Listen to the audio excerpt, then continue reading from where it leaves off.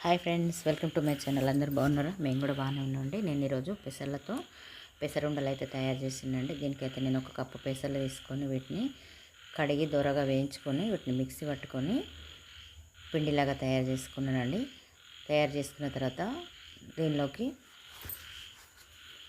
ఒక కప్పుకి కప్పు చక్కెర వేసుకొని మిక్సీ పట్టుకొని అయితే వీటిని ఉండలుగా తయారు చేసిన. ఇది దీంట్లో ఏమేమి ఉంటాయో కూడా తెలుసుకుందామండి. ఈ పెసర్లలో మనకు విటమిన్లు B9, B6, B1, B2, B3, B5 మరియు కే విటమిన్, సి విటమిన్ కూడా ఎక్కువగా ఉంటుందండి. ఇది మొలకలుగా చేసుకొని తింటే అయితే ఇంకా విటమిన్లు మనకి ఎక్కువగా లభిస్తాయి. ఇవైతే నాకు తెలిసినే చెప్పిన. అలాగే మనకు ఈ బి విటమిన్ 9(1) అనేది కణజాల విభజన రక్త ఉత్పత్తికి కూడా ఎక్కువగా ఇది పనిచేస్తుంది. B6 ఏమో మెదడు పనితీరు పనిచేస్తుంది, రోగనిరోధక శక్తి ఎక్కువగా ఉంటుంది. ఈ సి విటమిన్ ఏమో యాంటీ ఆక్సిడెంట్గా మనకు ఇమ్యూనిటీ పెంచుతుంది. కే విటమిన్ ఏమో మన రక్తంలో గడ్డగట్టడంలో మరియు ఎముకలకు ఆరోగ్యానికి ఉండడానికి అయితే ఇది పనిచేస్తుందండి. ఇలా మన కండరాలకు కూడా ఈ పెసర్లు అనేటివి మనకు పనిచేస్తాయి. ఇవి మొలకెత్తిన విత్తనాలు తింటేనైతే ఇంకా మన శరీరానికి విటమిన్స్ అనేవి మంచిగా తొందరగా అందుతాయి. కాకపోతే నేనైతే ఇప్పుడు ఇట్లా పెసర్లు పిండిలాగా చేసుకొని నేను ఒక 2-3 స్పూన్ల నెయ్యి అనేది వేసుకొని అయితే నేను ఇట్లా వేయించుకొని ముద్దలు అనేది చేసిందండి. ఇవైతే పిల్లలు కానీ పెద్దలు కానీ ఎవరైనా కూడా తినచ్చు కదా. దీనిలో అధికంగా విటమిన్స్ అయితే ఎక్కువగా ఉంటాయని చెప్పినాయి కదా. ఇది నేను తిని చూసి చెప్తున్నాండి, చాలా బాగున్నాయి.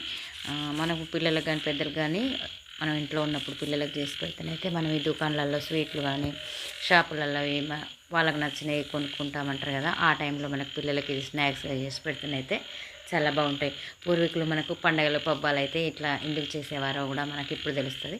వాళ్ళు ఏదైనా శాస్త్రీయంగా వాళ్ళకి ఏదో దాంట్లో తెలిసి తెలియకుండా కూడా మనకు శరీరానికి చాలా విటమిన్స్ను అందించడానికి ప్రయత్నించారు. కానీ మనం ఇప్పుడు తెలిసి కూడా మనం తినలేకపోతున్నాం. దీన్ని ఇట్లా నెయ్యిలో వేయించుకున్న తర్వాత ఇది నేనైతే చక్కెరతో చేసిన, చక్కెర పిండిలో కలిపిన. చక్కెర పిండిలో మంచి టేస్ట్ కోసం, వాసన కోసం నేనైతే 2 యాలకులను కూడా పొడిగా పట్టుకున్న. ఆ చక్కెర అది వీడియో మిస్ అయింది.